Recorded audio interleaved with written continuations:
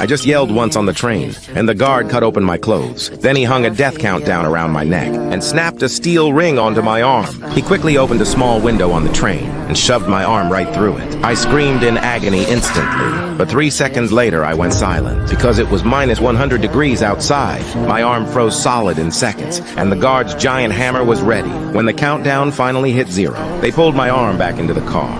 After making sure it was completely frozen, the guard raised his massive hammer without hesitation. But seeing all this happen, the poor passengers didn't dare to protest, because Earth had already entered a new ice age. 99% of humanity had frozen to death, and the remaining 1% lived on a train that had been running non-stop for 17 years. But unfortunately, there was still a strict class system on this train.